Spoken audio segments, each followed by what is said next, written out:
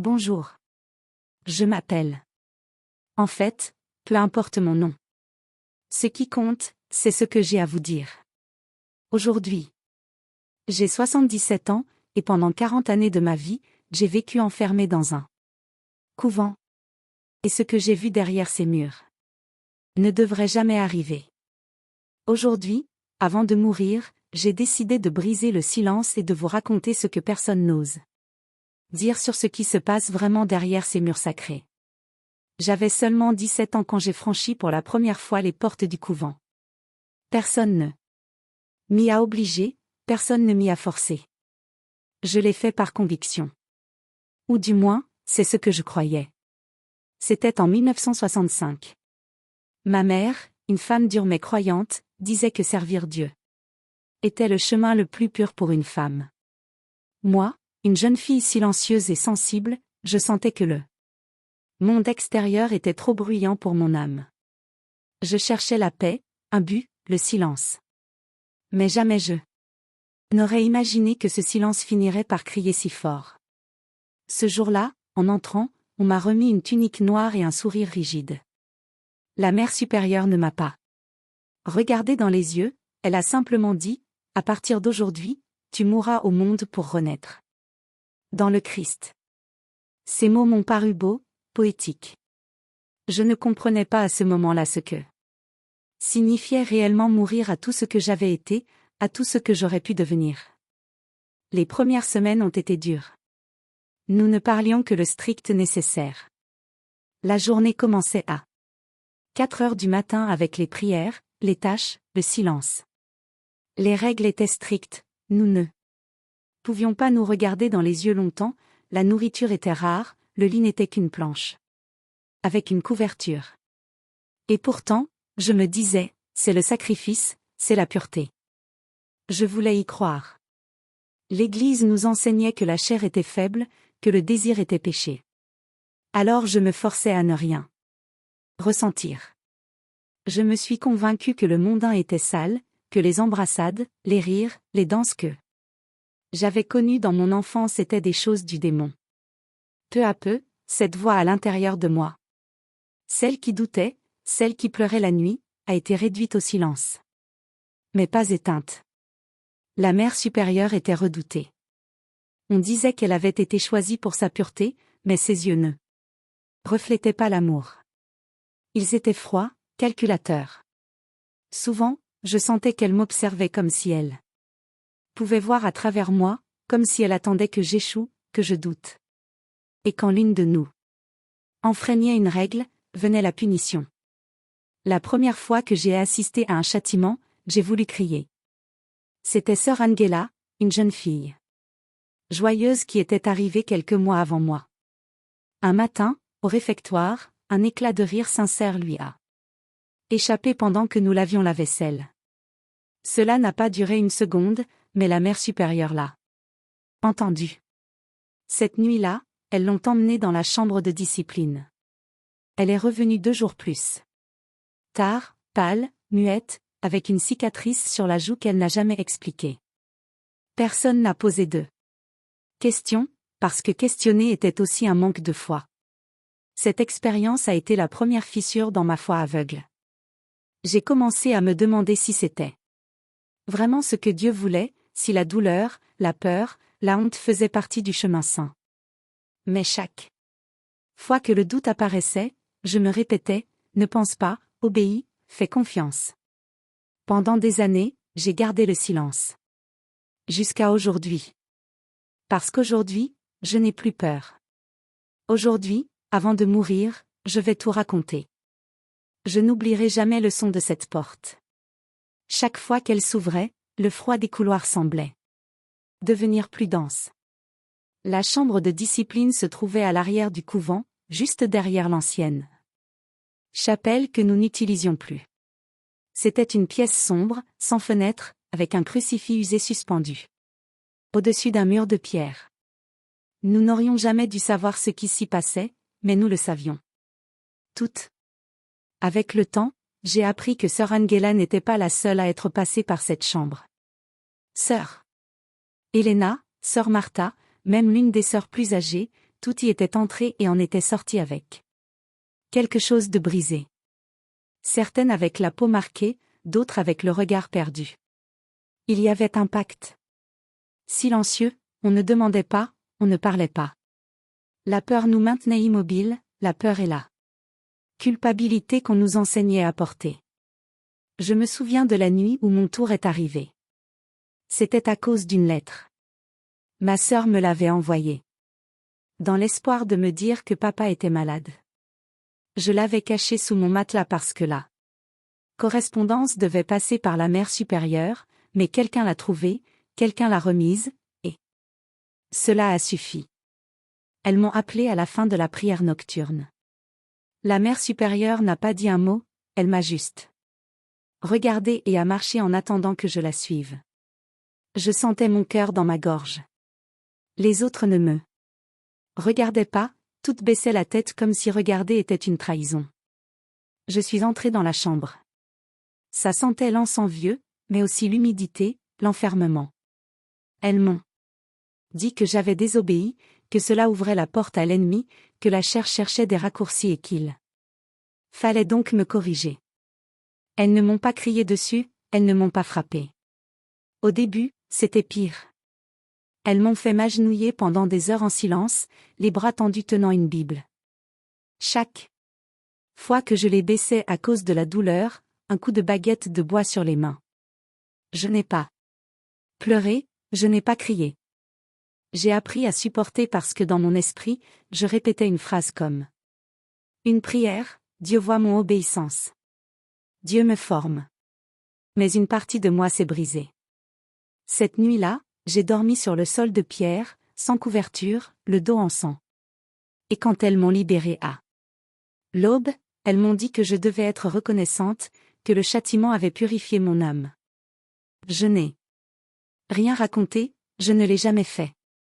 Pas même quand maman est morte quelques mois plus tard et que personne ne m'a prévenue. Je suis devenue une ombre obéissante, une de plus dans le troupeau. Je souriais quand il fallait, je chantais dans les prières et je fermais les yeux devant la douleur d'autrui, parce que c'était comme ça au couvent, un lieu où la foi se confondait avec la peur et où le silence était loi. Mais maintenant, à 17 ans, je n'ai plus cette peur. Et je veux raconter ce que d'autres ne peuvent plus dire.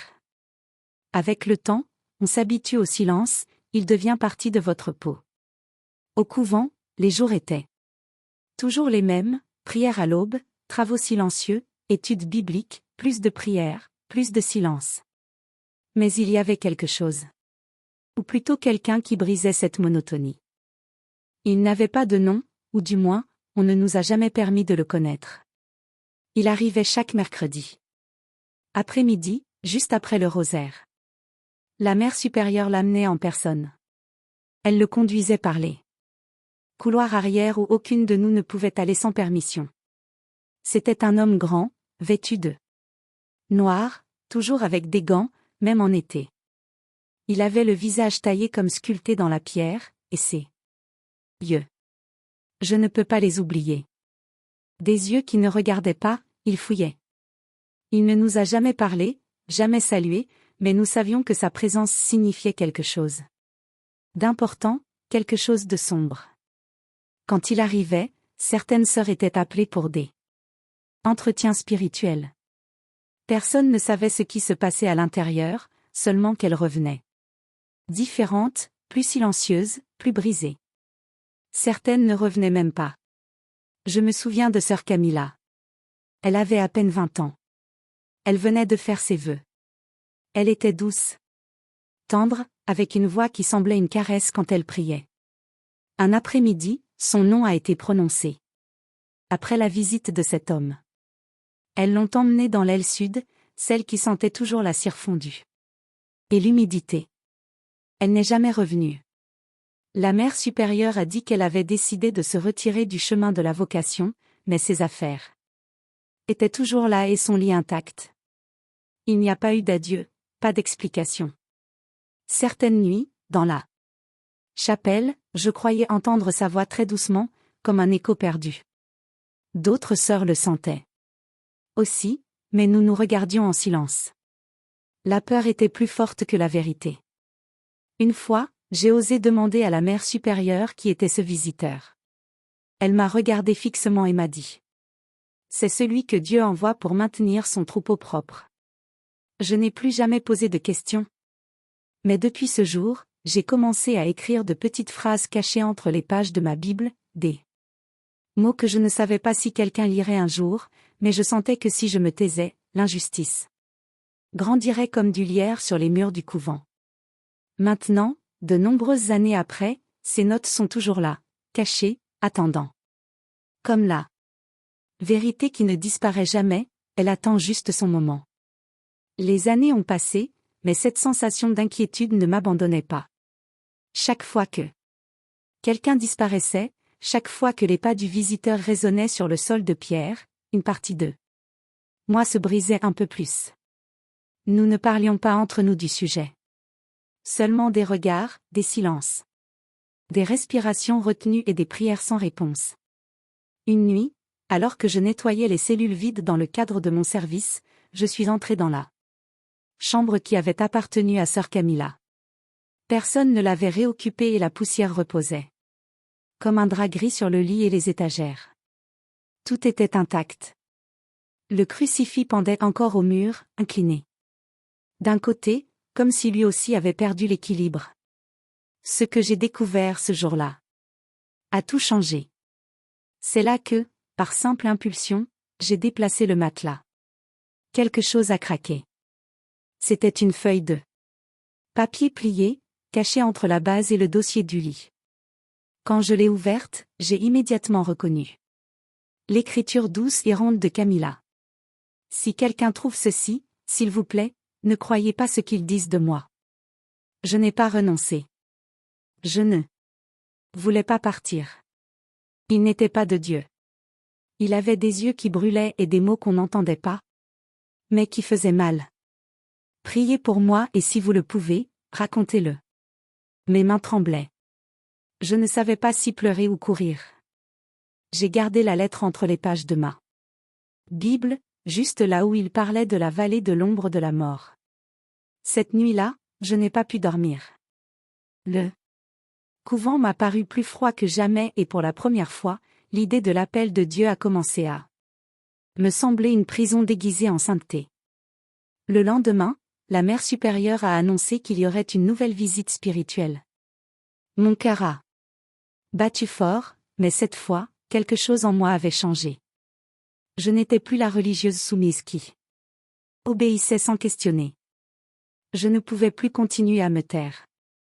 Cette lettre m'a ouvert les yeux. Elle m'a montré qu'il ne s'agissait pas seulement de prier, de servir, de se sacrifier, mais de voir la vérité même. Si elle fait mal et de l'affronter même si l'âme tremble. C'est à ce moment-là que j'ai décidé de faire quelque chose qui changerait ma vie à jamais. Il n'a pas été facile de prendre cette décision. Pendant 4 décennies, j'avais gardé le silence, obéi, nié mes doutes avec des prières et caché mes peurs derrière l'habit.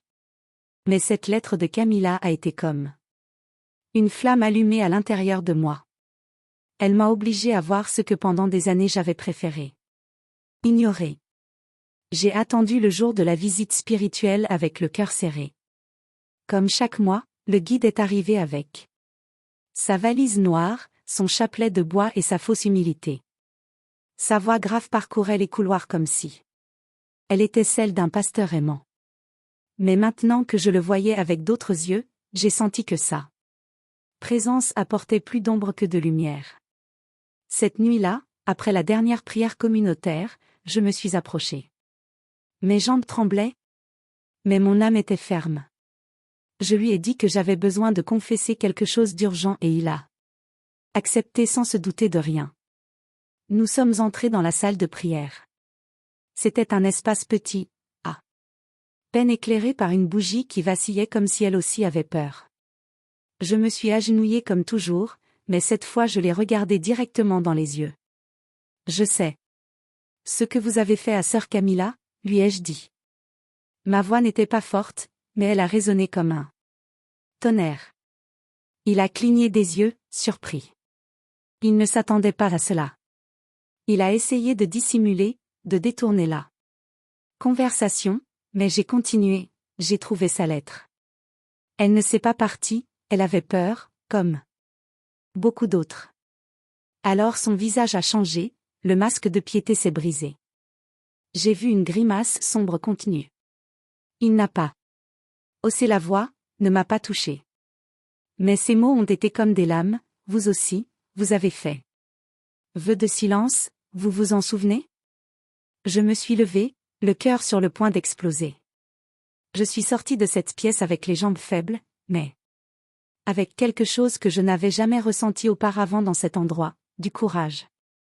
Cette nuit-là, je n'ai pas dormi. Je me suis assise devant la fenêtre, regardant la lune éclairer la cour vide.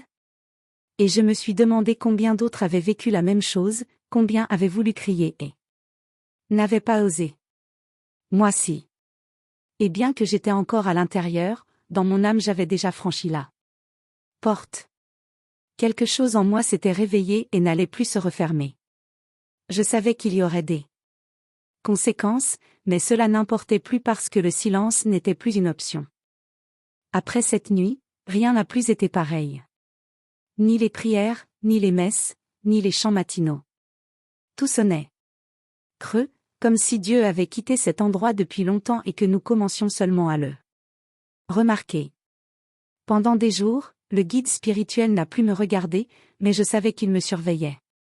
Je le sentais dans les silences des autres sœurs, dans les murmures quand je passais près d'elles, dans la nourriture servie par des mains qui tremblaient. Un matin, quelqu'un a frappé doucement à ma porte. C'était sœur Teresa, l'une des rares qui avait encore de la lumière dans les yeux. Elle est entrée, a fermé la porte avec précaution et m'a remis une enveloppe scellée. Quelqu'un a laissé ceci pour vous, m'a-t-elle dit sans me regarder. Puis elle est sortie comme une ombre. L'enveloppe contenait une lettre signée par une autre ex-religieuse. Elle ne disait pas son nom, seulement l'initiale L. La lettre confirmait mes soupçons. Le même homme, le même schéma, les mêmes menaces. Elle disait qu'elle n'était plus dans le pays, qu'elle avait dû changer de nom pour pouvoir survivre, mais elle m'encourageait à parler, à faire ce que beaucoup n'avaient pas pu. Ce jour-là, j'ai décidé d'écrire mon propre témoignage. Je l'ai fait sur des feuilles recyclées avec de l'encre bleue. Ce n'était pas un document légal ni une plainte formelle. C'était ma vérité écrite avec l'âme blessée. Je l'ai caché dans un vieux livre de théologie que plus personne n'ouvrait. Quelques semaines plus tard, 2 hommes sont arrivés au couvent. Ils ne portaient ni soutane ni croix sur la poitrine. Ils avaient des costumes sombres, une mallette et du silence dans le regard. L'un d'eux a demandé à me parler. Ils m'ont conduite dans une salle privée. Là, sans détour, ils m'ont dit, le Saint-Siège a reçu des inquiétudes concernant cet endroit. Nous devons savoir si vous avez quelque chose à déclarer. J'ai eu peur, pas d'eux, mais que tout se cache à nouveau sous le manteau de la volonté divine. Je les ai regardés fixement et d'une voix ferme j'ai répondu, oui. Ce que j'ai à dire, vous ne voudrez peut-être pas l'entendre, mais quelqu'un doit briser le cycle. Je leur ai remis la lettre de elle et le livre où j'avais caché mon témoignage. Ils sont partis sans faire de promesses. Ils ne sont pas revenus. Mais depuis ce jour, le guide spirituel a été transféré. Personne n'a expliqué pourquoi. Sa chambre est restée fermée et dans le silence du couvent, quelque chose a commencé à changer. Ce n'était pas encore la justice, mais c'était une fissure. Et par cette fissure, la lumière commençait à entrer. Plusieurs années ont passé depuis que j'ai quitté ce couvent. Pas par punition ni par désobéissance. Je suis parti parce que j'ai compris que mon appel n'était pas au silence imposé ni à la soumission déguisée en obéissance. Mon appel était à la vérité. Ce n'a pas été facile. Au début, j'ai vécu dans une petite chambre prêtée par une femme qui avait aussi été religieuse dans sa jeunesse. Nous nous sommes comprises sans parler. Nous savions ce que c'était d'avoir aimé Dieu depuis la pureté et de nous être sentis trahis par ceux qui disaient le représenter. J'ai dû apprendre à marcher dans les rues sans murs de pierre, à cuisiner pour moi-même, à regarder le ciel sans prière répétée, mais avec des mots simples et sincères. Merci, Seigneur, de ne pas m'avoir abandonné. Certaines nuits, je me réveillais avec des cauchemars, parfois avec le son du couloir où j'avais si souvent marché avec peur, d'autres fois avec le visage de jeune fille que j'avais vue entrer au couvent avec des illusions et en sortir brisée. Mais chaque jour, Dieu me rappelait que je n'avais pas été faible en parlant, que je n'avais pas été rebelle en questionnant, que j'avais été libre parce que son esprit en moi me l'avait demandé. Avec le temps, mon témoignage est devenu une lettre partagée entre d'autres femmes. Certainement cherché pour me raconter leurs propres blessures. D'autres m'ont seulement embrassé en silence.